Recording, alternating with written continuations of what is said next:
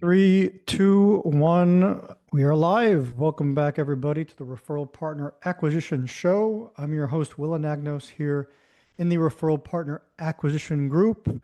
Welcome to the show. If you're new to the show, welcome. We're here every Wednesday at 12 noon Eastern Time to provide you value all around the topic of helping you grow your referral network and to acquire more referral partners for your mortgage business. We all know that it's the most long-term, lucrative, and fun model to growing a mortgage business as opposed to the transactional way of lead generation and cold calling. So, in today's episode, we're going to go over how to filter out bad referral partners. A lot of loan officers do a lot of prospecting. So, thumbs up to you guys who are prospecting either with us or without us. If you're prospecting, that's honestly one of the three things you need to master if you're running your own business or if you're working for someone, but you are generating leads for the company or producing loans for the company. And when networking and prospecting out referral partners, you get a lot of people who may be part-time, may not be serious, may not be producing, or worst of all, may not even want to work with you no matter what. So there's a way to actually filter out all of those people without having to call them or book a phone call with them and then find it out later. Or worst case scenario, which I'm sure a lot of you, slap that like button or comment below if this is you.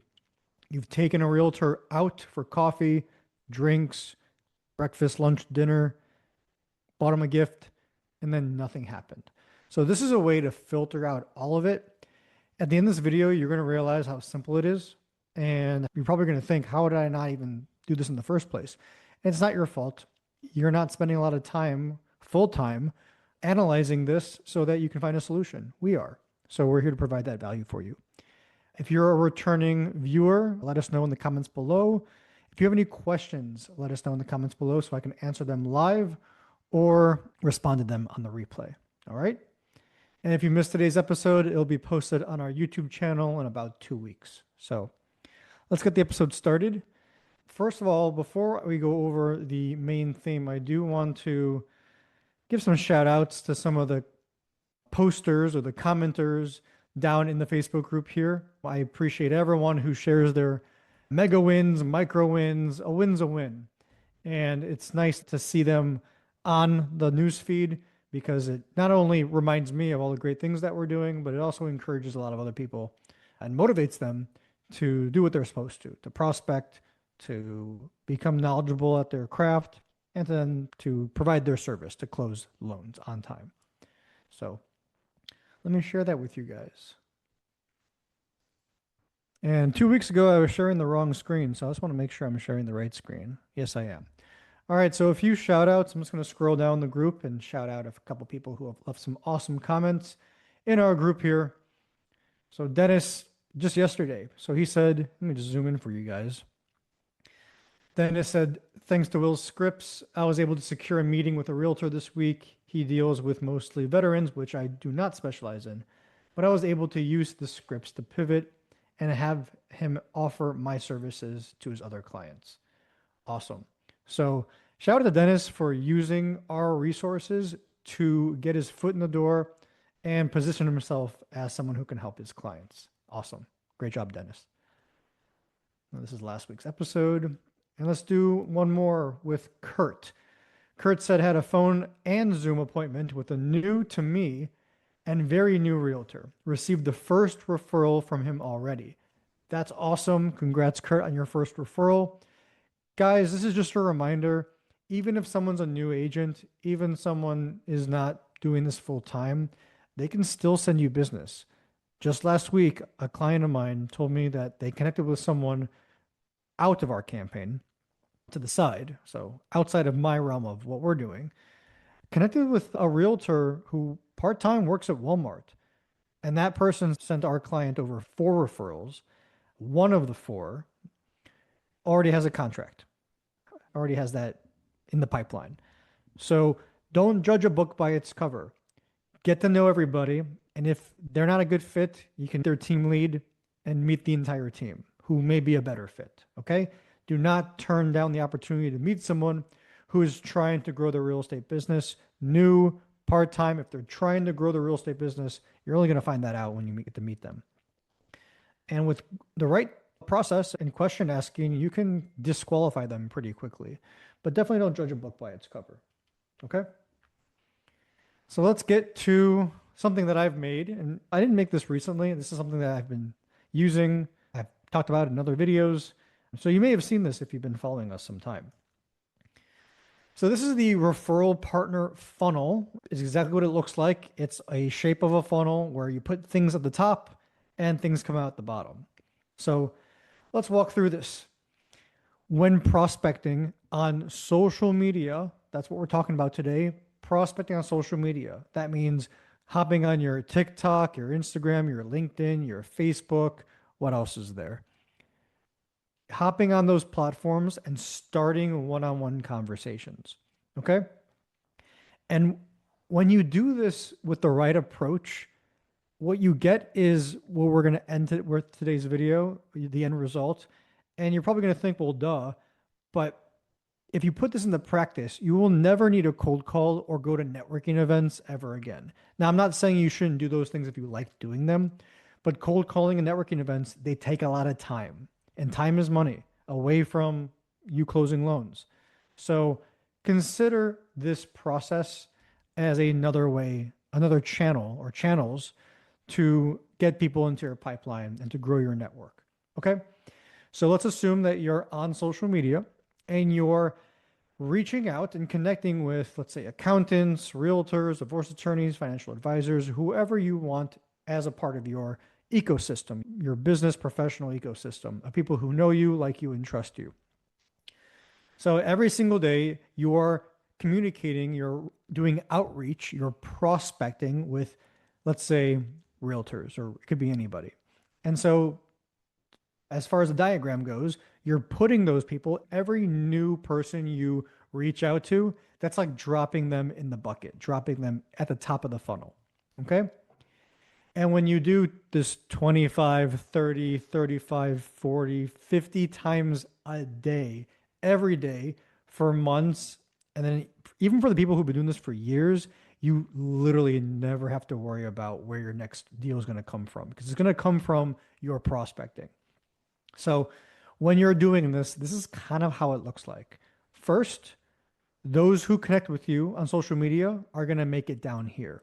Not everybody's going to follow you back. Not everybody's going to connect with you back. Not everybody's going to friend you back or accept your friend request. So not everyone's going to make it to this level, and that's okay. Because if they are not going to make it to this level, then they're certainly not going to be a good referral partner of yours. Okay? And remember, a good referral partner is not a producing realtor. A producing realtor is the least likely person to work with you. They're a producing realtor for a reason. They have their shit together, they have their referral partners in place, and they don't need you.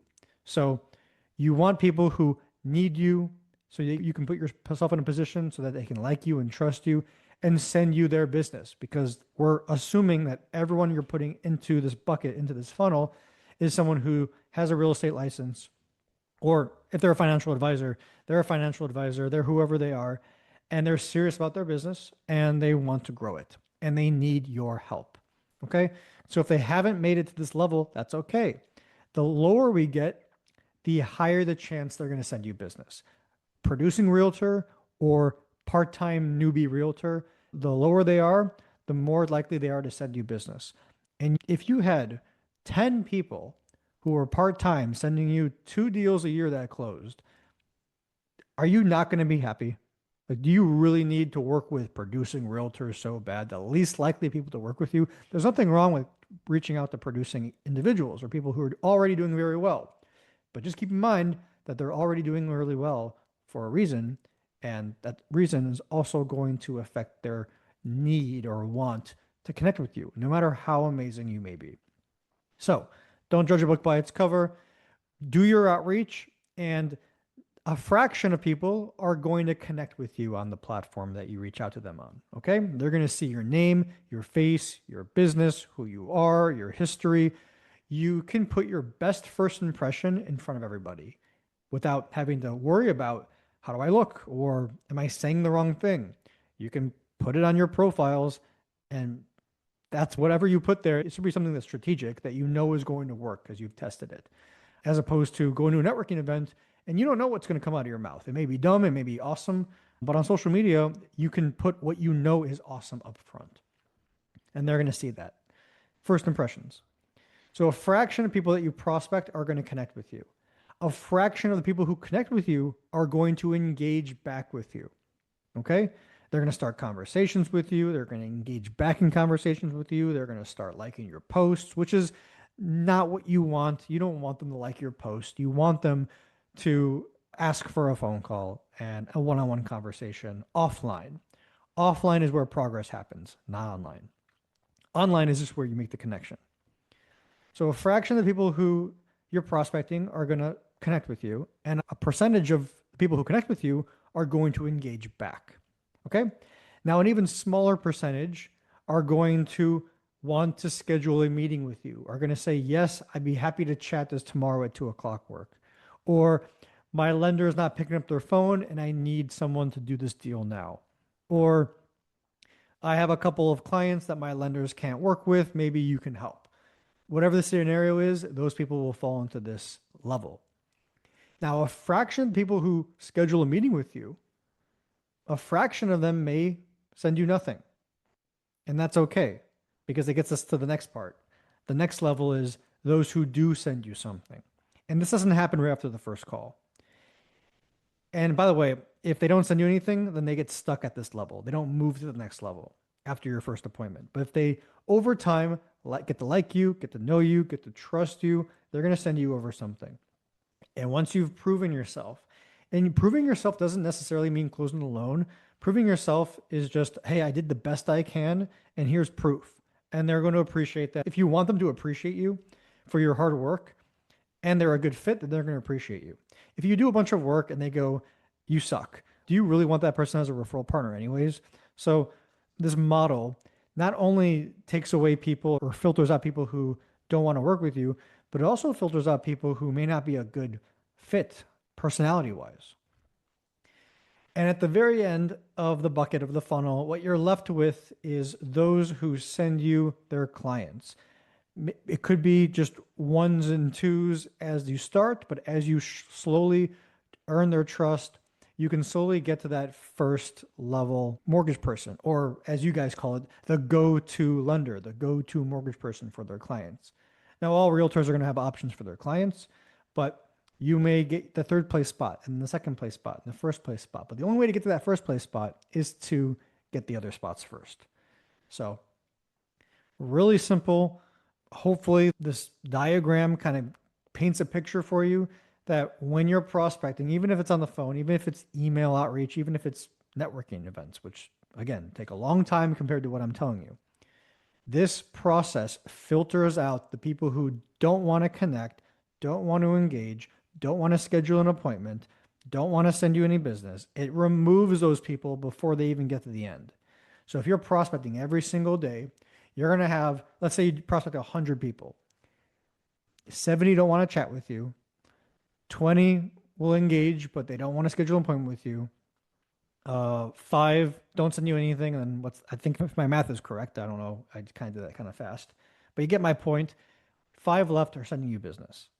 And it only took you 10 minutes a day to start conversations with 25 plus people per day. It doesn't take that long unless you are doing this for the first time. But once you get over the learning curve, prospecting on social media is really easy. It takes no time at all. You can do it from your bed in your pajamas. And what you're left with is people who do want to send you business, who do want to work with you because they went through this entire process. And you don't have to worry about everybody else. In fact, everybody else who didn't make it to the end, just put them on follow up because they may change their mind in the future. So that's all I have for you guys today. If you do have any questions, please let me know. If you guys found this valuable, please slap that like button and that love button to show me some love. I love you guys, and I want you to be as successful as you possibly can be. So if you feel like you haven't reached your potential and it's because something is stopping you, do not hesitate to reach out to me or my team so that we can talk to you and see how we can help you as well. Okay? Guys, thank you for your time today. Have a great rest of your week, and I'll see you on the next episode next week on Wednesday at 12 p.m. Eastern. And again, if you have any questions, if you want me to go over a specific topic next episode, just comment it below. As you can see, we don't get that many comments. So you're first in line if you want me to go over something and help you with something live on Wednesday. Okay. Thanks. And I'll see you guys next week.